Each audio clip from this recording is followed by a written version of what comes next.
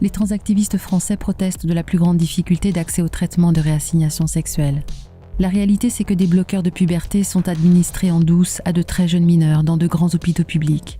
Une jeune fille de 14 ans avec antécédents psychiatriques se voit programmer une mammectomie dès la 3e séance. Un garçon autiste de 8 ans est transitionné dans son école.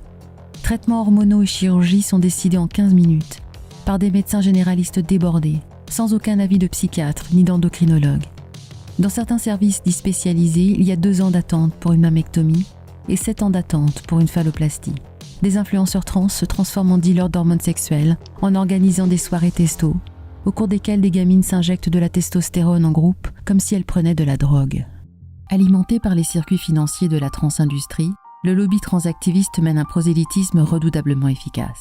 Conventions passées avec les ministères, les organismes de défense des droits humains, les établissements scolaires et les grandes entreprises.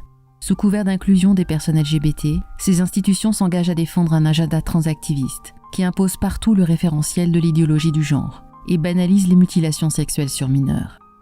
S'appuyant sur la puissance de ces entreprises, le lobby transactiviste est parvenu en quelques années à occuper une position hégémonique dans les politiques publiques des pays de l'Ouest. Par le passé, aucun mouvement n'avait jamais pris une telle ampleur et gagné une telle influence en aussi peu de temps.